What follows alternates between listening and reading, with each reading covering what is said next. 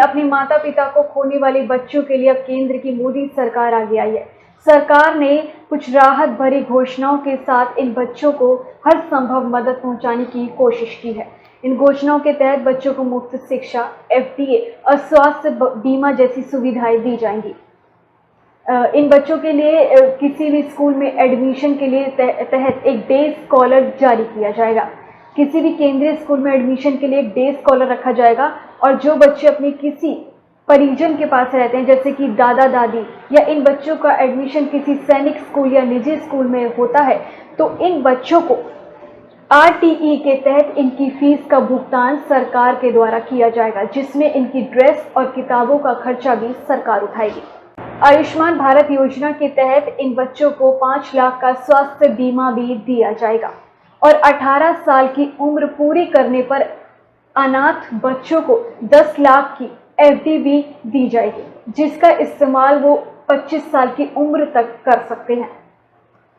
वहीं उच्च शिक्षा के लिए बच्चों को लोन जैसी सुविधाएं भी दी जाएगी और इस लोन का ब्याज PM care fund for child की से किया जाएगा, यानी कि अब इन बच्चों को मुफ्त शिक्षा, लोन और एफडी जैसी सुविधाएं सरकार देगी। वहीं 23 साल की उम्र पूरी करने पर इन बच्चों को कुछ व्यवसाय शुरू करने के लिए कुछ राशि भी दी जाएगी, यानी कि ये बच्चे कुछ व्यवसाय शुरू करना चाहते हैं या कुछ काम करना चाहते हैं तो उसका खर्चा भी सरकार उठाएगी।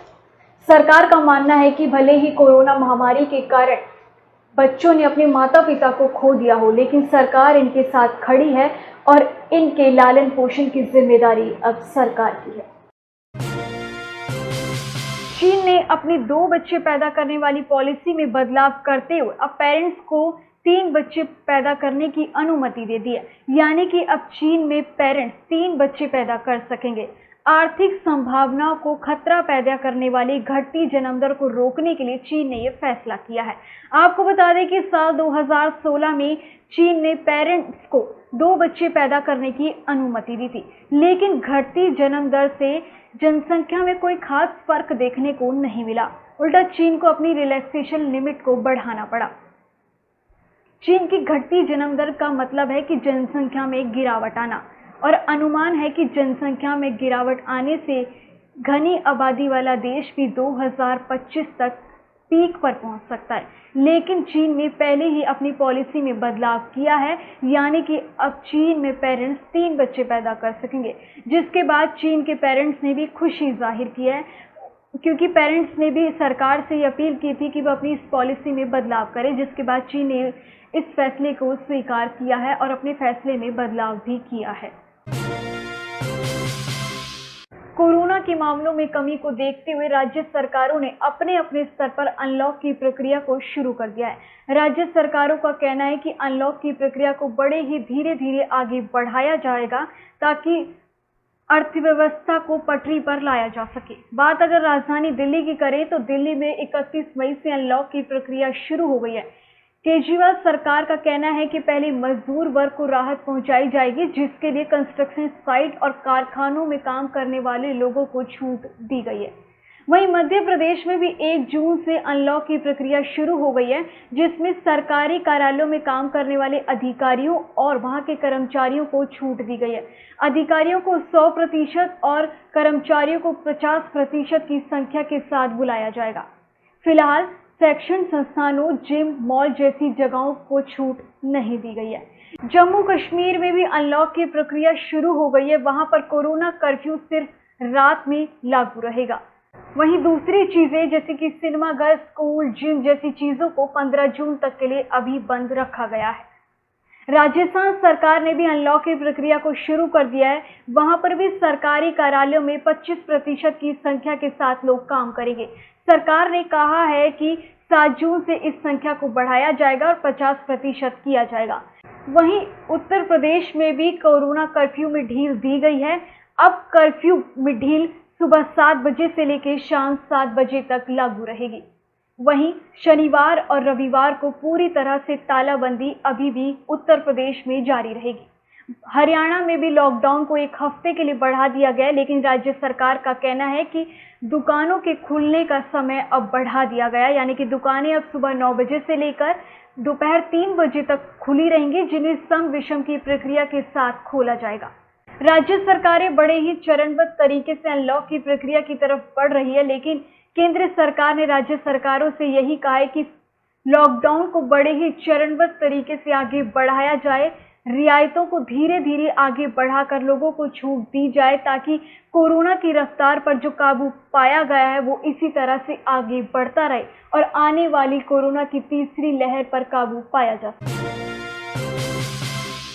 एंटी कोविड मेडिसिन 2DG को लेकर DRDO ने एक नया प्रोटोकॉल जारी किया है। DRDO ने बताया कि इस दवा को डॉक्टरों की सलाह में ही ले, और जो लोग डायबिटीज या किसी दिल की बीमारी से पीड़ित हैं वो लोग इस दवा को लेते समय बेहद सावधानी बरतें, क्योंकि इन मरीजों पर इस दवा की स्टडी अभी नहीं की गई है। इसके साथ साथ गर्भवती महिलाएं, स्तनपान कराने वाली महिलाएं और 18 साल से कम उम्र के लोग इस दवा का सेवन ना करें।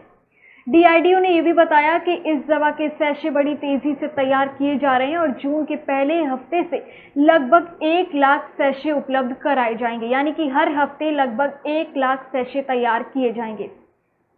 आपको बता दें कि फिलहाल इस दवा को आपातकालीन इस्तेमाल की मंजूरी दी गई है और ये दवा एक सैशे के रूप में उपलब्ध होगी, जिसे मरीज को पानी में घोल कर दिया जाएगा। DRDO ने यह भी दावा किया है कि इस दवा के सेवन से मरीज को कम से कम 40% ऑक्सीजन की जरूरत नहीं पड़ेगी। साथ ही इस दवा के सेवन से कोरोना पर काबू भी पाया जा सकता है। इसलिए इस दवा को लेते समय बेहद सावधानी जरूर बरतें और डॉक्टर की सलाह जरूर लें। भारत में सबसे पहले मिलने वाले कोरोना वेरिएंट का नाम विश्व स्वास्थ्य संगठन WHO ने डेल्टा रखा है। सबसे पहले 12 मई को इस वेरिएंट की पहचान B.1.617 के रूप में की गई थी, जिसके बाद WHO ने वेरिएंट 1.617.1 और B.1.617.2 को कप्पा और डेल्टा का नाम दिया है। WHO का मानना है कि आसानी से पहचानने के लिए इन वेरिएंट को कप्पा और डेल्टा का नाम दिया गया है।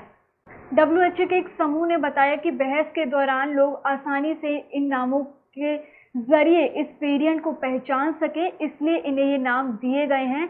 इनकी सिफारिश WHO के एक समूह द्वारा की गई थी। इसका मकसद सिर्फ इतना है कि आम बोलचाल की भाषा और आम बहस के दौरान लोग आसानी से बहस की चर्चा को समझ सके, इसलिए डेल्टा नाम दिया गया।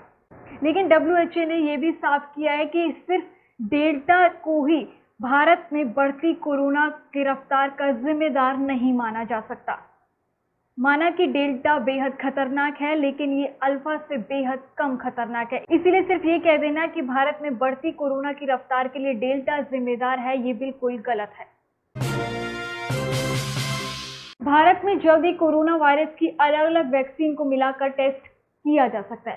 साथ ही ये भी परीक्षण किया जाएगा कि ये हमारे इम्यून सिस्टम को मजबूत करता है या नहीं। फिलहाल भारत में मौजूद वैक्सीन और आने वाली वैक्सीन को मिलाकर ये परीक्षण किया जाएगा। वहीं कोविड-19 के कार्यकारी समूह के अध्यक्ष डॉक्टर NK अरोड़ा ने बताया कि ये परीक्षण जल्द ही शुरू हो सकता है।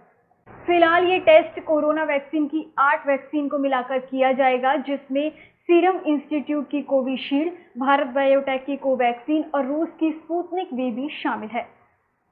डॉक्टर NK अरोड़ा ने यह भी बताया कि इस परीक्षण को जल्दी शुरू किया जाएगा और साथ ही ये भी परीक्षण किया जाएगा कि कौन सी खुराक पहले देनी है और कौन सी बाद में। अगर ये परीक्षण पास हो जाता है तो उसके बाद इसके इस्तेमाल को मंजूरी दी जाएगी, जिससे जल्दी से जल्दी और तेजी से वैक्सीनेशन किया जा सकता है। कोरोना की रफ्तार पर काबू पाने के लिए सरकार ज्यादा से ज्यादा वैक्सीनेशन की प्रक्रिया पर जोर दे रही है। सरकार का मानना है कि ज्यादा से ज्यादा लोगों को वैक्सीन दी जाए ताकि कोरोना पर काबू जल्द से जल्द पाया जा सके। इसी बीच DCGI ने बड़ा फैसला लिया है। DCGI ने अब भारत में विदेशों से आयात होने वाली वैक्सीन पर से ट्रायल हटा दिया है। अब वैक्सीन पर ब्रिजिंग ट्रायल नहीं होगा, यानी कि साफ शब्दों में कहें कि जो वैक्सीन भारत से आएगी, यानी कि आसान शब्दों में कहे कि विदेशों से आने वाली वैक्सीन को अब भारत में ट्रायल की प्रक्रिया से गुजरना नहीं पड़ेगा। आपको बता दें कि 2 विदेशी वैक्सीन मॉडर्ना और फाइजर की सिफारिश के बाद ये फैसला लिया गया है। वहीं DCGI ने यह भी बताया कि इस सूची में WHO, FDA, DCGI ने यह भी बताया कि इस सूची में WHO, FDI, EMA, UK, MHRA, PMDA, Japan द्वारा स्वीकृत वैक्सीन है जो इस सूची में शामिल हुई है, जिन्हें अब ट्रायल की प्रक्रिया से गुजरना नहीं पड़ेगा। DCGI ने यह भी कहा कि जिन वैक्सीन को WHO ने पहले ही इस्तेमाल की मंजूरी दे दी है और जिनका ट्रायल पहले ही लाखों लोगों पर किया जा चुका है, उन्हें अब सीधे भारत में इस्तेमाल की मंजूरी दे दी जाएगी, जिससे ज़्यादा से ज़्यादा वैक्सीन लोगों को लगाई जा सके और वैक्सीनेशन की रफ्तार तेज हो सके।